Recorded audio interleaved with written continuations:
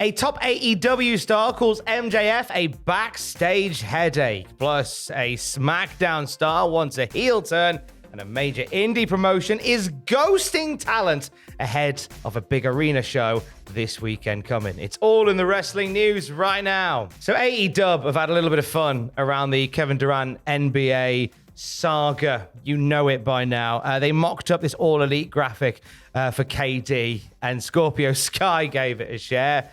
And he got talking about who maybe they could swap him out for. Maybe, Kenny Omega, Evil Uno.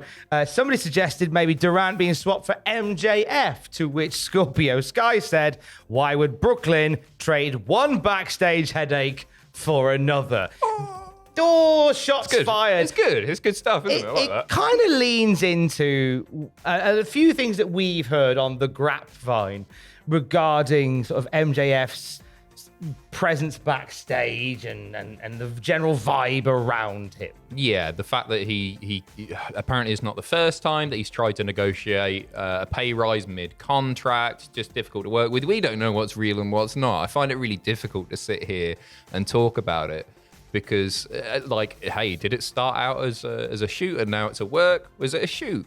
Is it a work all along? I don't know. I have no idea. It's a Hulk Hogan 11 p.m. tweet all over again. I think they're dealing with it really well in that, Tony Khan is refusing to comment on it. They do the media scrums, and Tony doesn't want to hear a bloody word of it. And he's not being mentioned on TV. He's been cut from all the intros, all the video packages, all that sort of stuff. And I'm like, I'm quite excited about this because he is coming back. Of course he's coming back. But the great thing about it is, for example, when CM Punk went away with the WWE title following Money in the Bank 2011, and then he popped up 2 weeks later or whatever it was, it's just oh man, you could have dragged that out a bit more. That could have been really fun. This MJF thing, I like the fact that it's turned into a real slow burn. I don't expect to see him for quite a while yet, and it's a good thing because the wrestling world has gone to hell, hasn't it? It's been mental over the last month or so. If they'd brought him back, it would have just been more noise added to a very noisy situation. But now, if you wait a little bit longer, wait for it to die down a little bit, then bring him back, and the world will be talking. It's like the elevated liver enzymes pandemic of 2006, isn't it? I forgot about that. Remember liver enzymes? remember liver enzymes on VHS? Liver enzymes. That's a thing that happened. WWE Backstage had themselves a cheeky meeting, didn't they, before Money in the Bank? They did. According to WrestleVotes, their sources saying interim WWE CEO Stephanie McMahon led a company-wide talent meeting earlier today at the NJM Grand to address a multitude of topics. Sources say the meeting was generally well received. And now, basing it on kind of what we saw from Money in the Bank, there was a few stars that sort of came through on that night. It was less about building around established talent because, the two things that we talked about already, and you probably know about by now, is Liv Morgan becoming the SmackDown Women's Champion and Austin Theory winning the Money in the Bank briefcase. New breed, eh? It's cool. Yeah, it's great. And I love the fact that they are taking this time where they are quite depleted of some of the major stars, and they're using it to do what they should always do, and that's build new people. It's easy to kind of forget to do that. I think maybe there is a method to the madness of bringing Brock Lesnar back, but announcing him for SummerSlam rather than Money in the Bank, because then you've got, we've now got until the end of July to build SummerSlam. But also in that time, you've got some younger guys who are on the up and up who you can bulk out the rest of that show with. Yeah, who feel like a bigger deal. I think they made the mistake of putting all their eggs in one or two baskets. Maybe Cody was the original plan for Money in the Bank winner. He's unavailable. Roman Reigns is seen as kids or whatever. Ridiculous. He's there having a nice time in the real world. What the hell? Why is he entertaining us sports-wise? So they should have done this sooner, but I'm glad they are building around new stars. And as weird as I found the Theory thing, and we talked about it in the first video as well, hey, I'm glad that it's a new face. Yeah, it's somebody new, and that's what the Money in the Bank briefcase should always do. It should be there to elevate somebody. And as much, obviously I picked Drew McIntyre for predictions, but you know what? I'm not mad at Theory holding the case. I'm not mad. I think it could have played out better, but yes. Theory's very, very talented. They obviously see big things in him, and this is another step towards big things. Nor am I mad about Liv Morgan beating Ronda Rousey for the SmackDown Women's Championship. I think Ronda Rousey as a babyface has been a weird, sort of convoluted mess. I've not really given a damn about this iteration. And Rousey was speaking to the DC check-in, and she kind of agrees because she said she'd like to be a heel all the time. She cited Rowdy Roddy Piper as an inspiration for heelness, saying he was the real heel that he wanted you to hate him. He wasn't the cool guy heel. He was like, I want to be bad. I don't want to be cool. Don't want you to like me. That jacket, what I wear, is a replica of his jacket, and it's actually stab proof because people would try and stab him. That's the kind of heel I want to be. A stabby heel. A stab victim heel. My favorite kind. The best kind of heel. I didn't know that about her jacket. That's kind of cool. I'm down with Ronda Rousey being a heel. I think she's better as a heel. She's way better as a heel. So much better. And as a wrestling fan who likes wrestling and thus is hated by Ronda Rousey, I don't really want to cheer the woman who bloody hates me. Well, that's it. It makes way more sense. And we saw it tonight, as you mentioned. It's like she's going to lead into this more and more. I hope it doesn't affect Liv in a really negative way. It'd be nice for Liv, if they end up having a match, maybe SummerSlam or something like that, it'd be nice for Liv to come out on top. But Rousey as a heel is better, and it's just better. Rousey as a heel and Liv as the underdog babyface, beating Rousey at SummerSlam, I think really elevates Liv more. Massively. To do it that way. More title shenanigans to talk about. I believe this is the first time, Adam, that a major AEW championship has been defended overseas.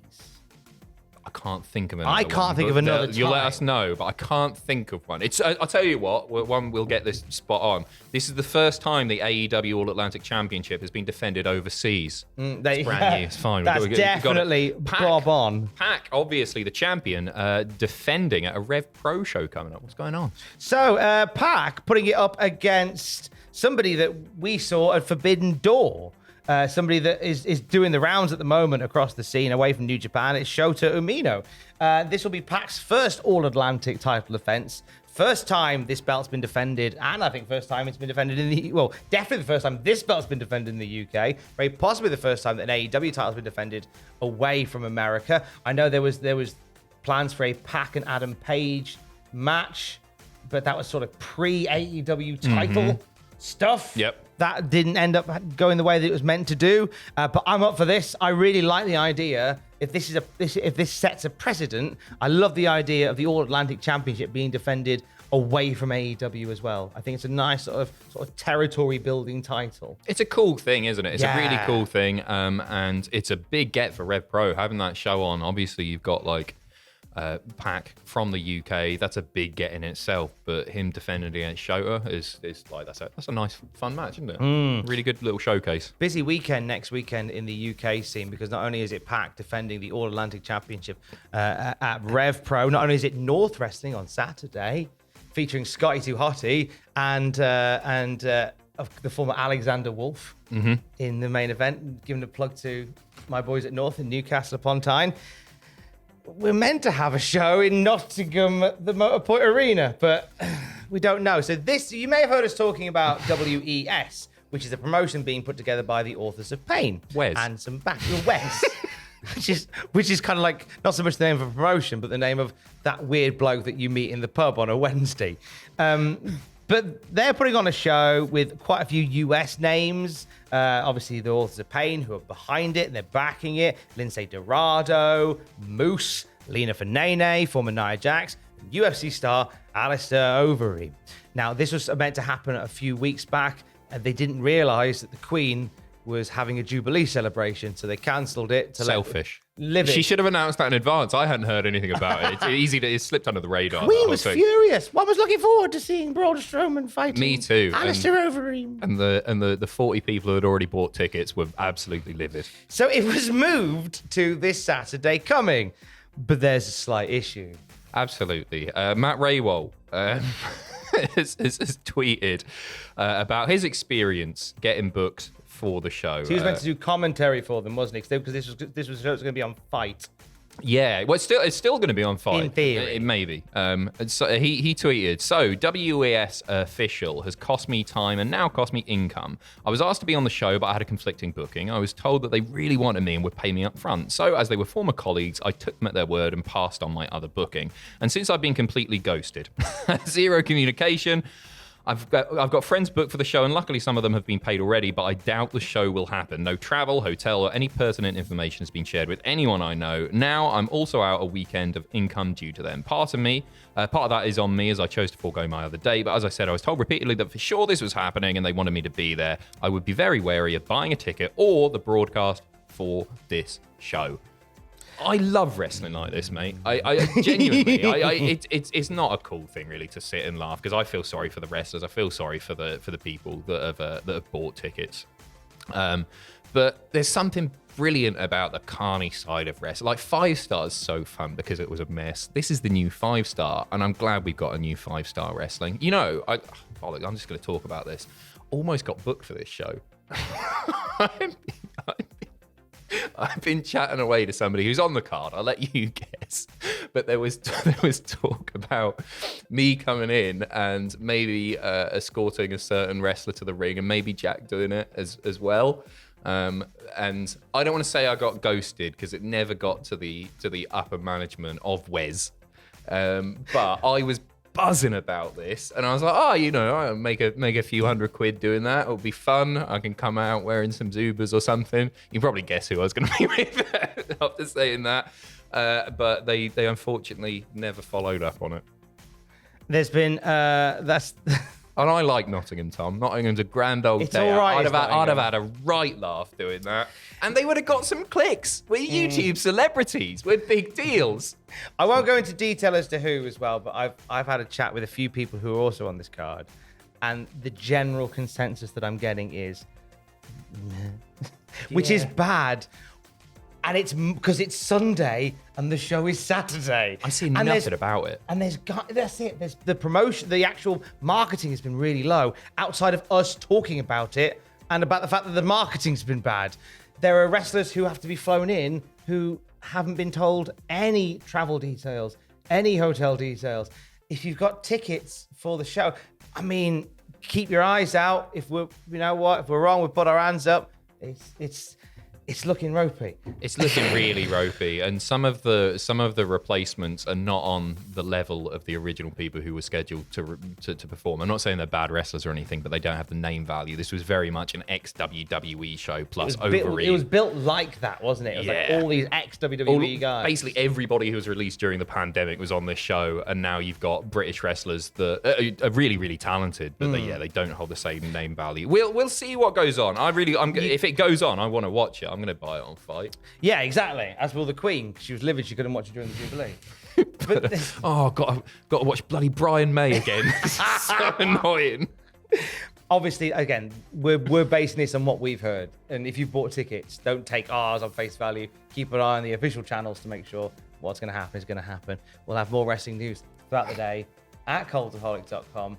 I want to say thank you to this man. Genuinely, I do. On the channel.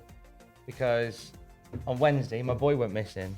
Tom's child. My boy Pablo went missing on Friday. It's a cat, not a... Yeah, my boy Pablo Cat went missing. He went missing on Wednesday. I was trying to walk him, and he ran off into the woods. We had the neighborhood looking out for him, and I messaged you just because I was just in the woods in a bit of a state, like can't find him. And at 12:45, you texted and said, I'm on my way. You don't have to do this on the channel. They know I'm a great guy. I genuinely, and I know you probably feel weird about me saying it. I genuinely want people to know that in a really, really awful time, in what had been an awful week, you genuinely came to my rescue. And I want people to know, okay, I'll still cover him in horse you know what when needed. But that, exactly. But for the world to see, honestly, thank you. You don't need to do that. Thank you know what? mate. It doesn't stop at rescuing your cat. I've bought us 2 tickets to WES in Nottingham. Come on, we're going. What a night. Late December back in 63. Let's go now and beat the rush. More news throughout the day at cultaholic.com. Stay safe. Love you, mate. Love you, bye.